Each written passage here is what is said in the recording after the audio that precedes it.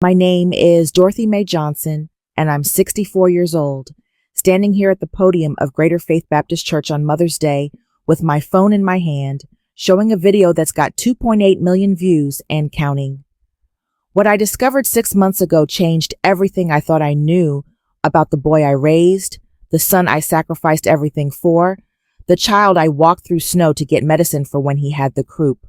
But first, before I tell you how my own flesh and blood tried to have me declared incompetent using actors he hired off Craigslist for $5,000 each, tell me, where are you watching from today? Memphis like me? Atlanta? Detroit? Houston? Comment below if you've ever had family turn on you for money, because baby, this story needs to be heard everywhere. 6 months ago, I was living my life quiet and peaceful in the 3-bedroom house my late husband, Marcus Sr., left me when he passed 8 years back. It ain't much, but it's mine.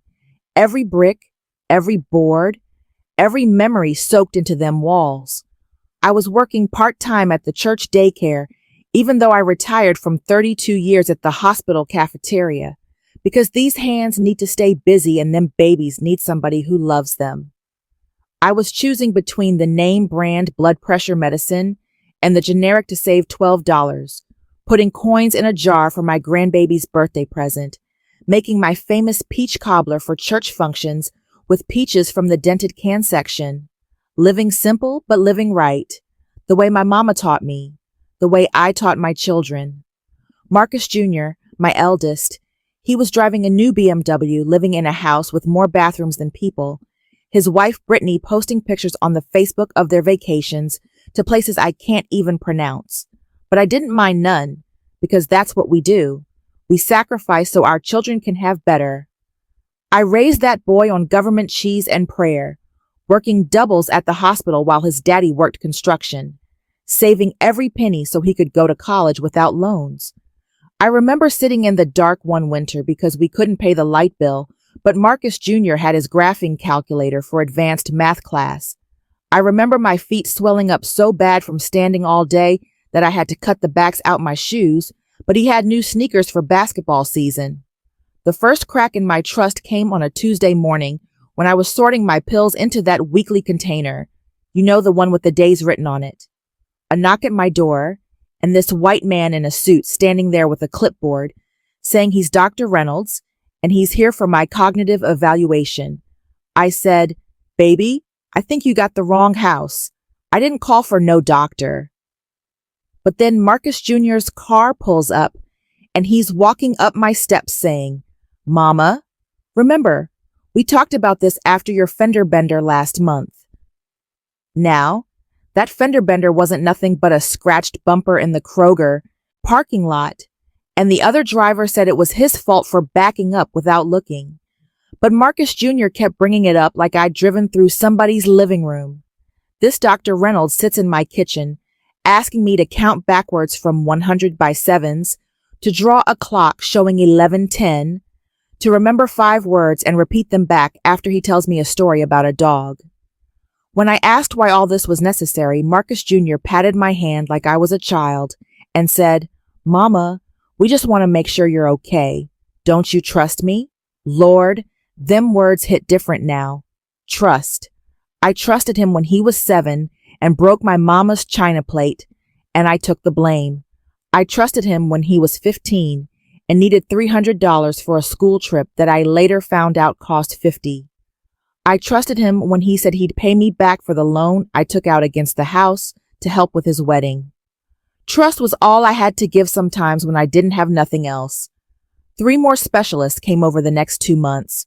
One lady said she was from Adult Protective Services, but she had press-on nails so long she couldn't write proper and kept checking her phone. Another man claimed to be a neurologist, but pronounced Alzheimer's wrong. And baby, I worked in a hospital for 3 decades. I know how doctors talk. Each one asked stranger and stranger questions, took notes that didn't make no sense, and left quick as they came. What would you have done if strangers kept showing up at your door, testing you like you were some kind of specimen? It was my friend Ernestine from the church choir who first made me see what I didn't want to see. We were at the beauty shop. her under the dryer and me waiting my turn, when she mentioned seeing Marcus Jr. at the courthouse. "Dorothy," she said, looking at me over her glasses, "that boy was filing some kind of papers with a lawyer. I heard him say your name." My stomach dropped like I'd swallowed a stone, but I still made excuses. Maybe he was handling some old business from his daddy's estate. Maybe it was about that fender bender insurance. Maybe we make a lot of maybes for the people we love. But then Brittany's cousin Keisha, who works at the bank, pulled me aside after service one Sunday. She was taking a risk telling me could lose her job, but she said, "Miss Dorothy, I can't stand by and watch this. Your son been writing checks for exactly $5,000 to different people, and in the memo line, it says evaluation services. 4 checks, Miss Dorothy. $20,000 for evaluations." That night, I started what I called my truth folder. Every receipt, every strange appointment, every conversation I could remember, I wrote it down. I downloaded one of them recording apps on my phone that the young people use. I started taking pictures of everything: the doctors who came, their cars, their license plates when I could see them.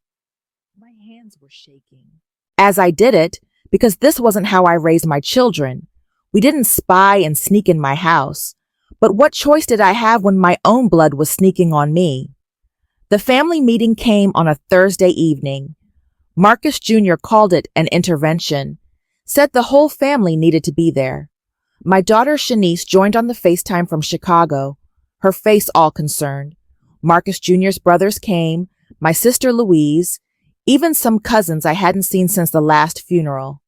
They sat in my living room, in the house I'd kept spotless for 40 years, under the pictures of Marcus Sr. in his Army uniform and my baby's graduation photos, and they told me I was losing my mind. Brittany had made a whole PowerPoint presentation. I didn't even know she knew how to work a computer that good. Slides about cognitive decline and safety concerns and fiduciary responsibility. She had charts and graphs like she was presenting a business proposal, not talking about putting me away. "Mama D," she said, with that fake sweetness she uses when she wants something, "we just want what's best for you. This house is too much for you to maintain. The neighborhood isn't safe anymore. You need help." The neighborhood isn't safe? I've been living here since 1987. Mr. Johnson next door still brings my mail up when it rains. Miss Clara across the street shares her greens from her garden. The only thing that changed about this neighborhood is that white folks started moving in and calling it up and coming instead of the hood. They presented papers for power of attorney, had them all printed out nice with little tabs showing where to sign. Marcus Jr. said, "Mama, you raised us to take care of family. Now let us take care of you." Shanice on that screen looked confused, but was nodding along, trusting her big brother like she always done. I looked at them papers, at my son's face that looked so much like his daddy's, but with none of the kindness in the eyes, and I said I needed time to pray on it. "Baby, what would you have done when your own blood turns on you like that?" Comment below if you've ever felt that kind of betrayal. The 4th social worker showed up the next Monday, but this time God showed his hand. The young man at my door, a handsome black man about 30, looked familiar in a way I couldn't place. Then it hit me. I'd seen him on that Charmin commercial, the one where he plays the husband who keeps using too much toilet paper. His eyes flickered when he saw I recognized him, and for a second, we just stood there looking at each other, both of us knowing this wasn't what it was supposed to be. "Come on in," I said loud enough for Marcus Jr., who was waiting in his car, to hear. But once we were in my kitchen, I whispered, "Baby, I know you're an actor. I seen you on TV. That's a $5,000 check he gave you, isn't it?"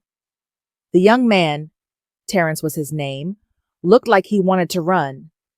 But I pulled out my envelope of emergency money, the cash I'd been saving for my property taxes, and I said, "I'll give you $10,000 to tell the truth, and another $5,000 if you wear this wire my friend's son from the FBI gave me." Terrence's hands were shaking as he looked at that money. Ma'am, I didn't know what this was really about. He said you were in on it. Said it was for insurance purposes, that you needed documentation for benefits. I said, baby, do I look like I'm in on having myself declared incompetent? That man out there is my son, trying to take everything his daddy left me. You got a mama? He nodded. Would you let somebody do this to her? That's how I ended up with the recording that changed everything. Terrence went back for a follow-up evaluation, wearing that wire, and Lord have mercy, what he captured was worse than I imagined. Marcus Jr. and Brittany sat in my living room where I taught him to walk, where we had Christmas mornings, where we mourned his daddy, and they coached this young man on exactly what to write. Make sure you note that she couldn't remember our names, Brittany said, her voice clear as day on that recording. Write that she showed signs of confusion and agitation. We need this solid for the competency hearing next week. Then Marcus Jr., my baby boy, said, once we get power of attorney, we can finally flip this house. That developer offered $400,000 cash. This neighborhood's gentrifying fast. We do this right. We're set. $400,000. That's what I was worth to him. Not the mother who stayed up all night when he had fever. Not the woman who worked her fingers to the bone so he could have opportunities. Just $400,000 and whatever was left in my accounts. The recording kept going. They talked about putting me in a state-run facility, the cheapest one they could find. She won't know the difference anyway, Brittany said, and they laughed. They laughed about putting me away like I was nothing. I sat in my car in the church parking lot listening to that recording, and I cried like I hadn't cried since Marcus Sr. passed. Not just tears, but that ugly crying where your whole body shakes and you can't catch your breath. The man at the security booth came to check on me, and I couldn't even speak to tell him I was okay, because I wasn't okay. How could I be okay when the child I birthed was planning to throw me away like trash? But God don't like ugly, and he sure don't like it when you mess with his children. That night, I called my nephew Jerome, the one going to college for computer stuff. I said, baby, I need you to help me make something go viral. We spent the next 3 days editing that footage, adding subtitles so every word was clear, putting in the screenshots of the Craigslist ads Marcus Jr. had posted. Actors needed for family intervention, $5,000 for 2 hours work, must be comfortable with improvisation. We added the Venmo receipts Keisha had risked her job to copy, showing payments to 4 different people with elderly evaluation services in the notes. We put in pictures of the forged documents I'd found, my signature that wasn't my signature on papers I'd never seen. Jerome showed me how to schedule posts across the Facebook, the TikTok, the Instagram, all timed to go live at 11 a.m. on Mother's Day, right when churches across the country would be letting out. That Mother's Day morning, Marcus Jr. and Brittany sat in the front row of Greater Faith Baptist Church, smiling and greeting everybody like they weren't planning to destroy me. Brittany had bought me a corsage, pinned it on me with a kiss on my cheek that felt like Judas in the garden. They expected me to announce I was stepping back from my church activities, that I needed help, that my loving son would be taking care of my affairs. That's what Marcus Jr. had told Pastor Williams to expect. Instead, I got up to that podium with my phone in my hand, and I said, Church family, I need to share something with you all. The devil has been busy in my house, but God has been busier. I played that video on the church's big screen, every word of my son planning to have me declared incompetent echoing through that sanctuary. Gas rippled through the congregation like waves. Sister Margaret dropped her church fan. Deacon William stood up so fast his glasses fell off. Brittany tried to leave, but the church mothers had already formed a wall by the door. Let's all watch this together, family, Mother Gibson said, her voice sweet as pie but her eyes hard as steel. The pastor's wife was already live streaming on the church's Facebook page, and comments were pouring in from everywhere. Where are you watching from? Because by the time that video ended, People from California to New York were witnessing what happened in our little church in Memphis. Marcus Jr. stood up, his face red, stammering, "This is edited. Mama's confused. She doesn't understand what she's seeing." But then Terrence walked in.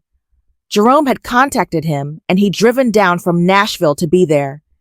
He stood in front of that congregation and said, "Everything in that video is true. I was hired to pretend to evaluate Mrs. Johnson. I was told to write that she was incompetent. I have the check, the emails, everything, and I'm willing to testify to all of it."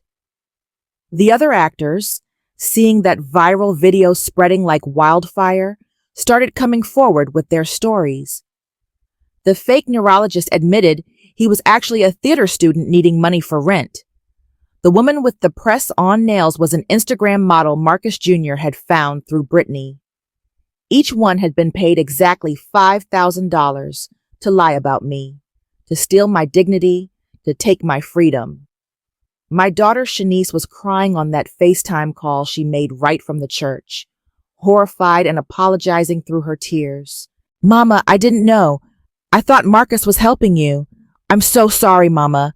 I'm coming home right now." But it was Marcus Jr.'s face I'll never forget. Not ashamed, not sorry, just angry he'd been caught. That's when I knew I hadn't lost my son that day. I'd lost him long before, probably the first time he took money from my purse, and I pretended not to notice. The next weeks were a whirlwind of lawyers and reporters and more viral videos than Jerome could keep track of. Elder abuse charges were filed. Marcus Jr. lost his pharmaceutical sales job when the video hit 10 million views, and his company didn't want the bad publicity. Brittany filed for divorce and tried to claim she was manipulated too, but nobody believed her, especially after someone leaked her text messages planning the whole thing. The court ordered full restitution plus damages. Not that I'll ever see most of that money, but at least it's on record. The hardest part wasn't the legal stuff or even the public shame. It was sitting in my empty house on Sunday afternoons, remembering when Marcus Jr. would come for dinner, back when his hugs were real and his "I love you, Mama" meant something. It was looking at his baby pictures and wondering when that sweet boy turned into a man who could plan his own mother's destruction. The church mothers kept telling me, "Dorothy, you did the right thing. But doing right don't always feel good, do it?" I started a YouTube channel. Jerome helped me set it up, called Mama Dot's Truth Corner. I share my story and help other elderly parents recognize the signs of financial abuse. 500,000 subscribers in 3 months, they tell me, though I don't fully understand what that means, except that people are listening. Terrence comes by every week now, helps me film videos, even calls me Mama Dot. He says I'm the grandmother he wishes he'd had, and I suppose he's the son I deserved. Shanice moved back to Memphis, took a job at the hospital where I used to work. We're rebuilding, slow and careful, like mending a quilt that got torn. She brings her daughter, my grandbaby, over for Sunday dinner, and we're making new memories to cover the painful ones. The house is quieter now, but it's a peaceful quiet, not the heavy silence of secrets and lies. I still work at the church daycare, still make my peach cobbler for church functions, still put coins in a jar, but now it's for my own dreams. Maybe a trip to see the ocean, something Marcus Sr. always promised we'd do. I've learned that dignity ain't about what people try to take from you. It's about what you won't let them steal. And they can't steal your truth if you're brave enough to tell it. If you're watching this and going through something similar, if your own blood is trying to break you down for money, property, or just plain meanness, baby, listen to me. Document everything. Trust your instincts. Don't let nobody make you feel crazy for knowing what you know. The truth always comes to light, even when it takes longer than we want. And find your people, your real people, not just the ones who share your blood, but the ones who share your values. Marcus Jr., if you're watching this, and I know you are, because your cousin told me you watch all my videos from a fake account. I want you to know that your daddy's looking down, and baby, he ain't proud. But I also want you to know that I forgive you, not for your sake, but for mine. Carrying hate is too heavy for these old bones. I raised you better than what you became, but that's between you and God now. To everyone else watching, I'm Dorothy Mae Johnson. I'm 64 years old, and I'm still here, still standing, still fighting, still believing that good wins in the end, even when evil plays dirty. My house might not be worth $400,000 to them developers, but it's worth everything to me because it's where I learned that I'm stronger than I knew, braver than I thought, and worth more than anybody's money could measure. If this story touched your heart, please like and share it with someone who needs to hear it. Comment below with your own story of triumph over betrayal, and subscribe for more stories of truth and justice.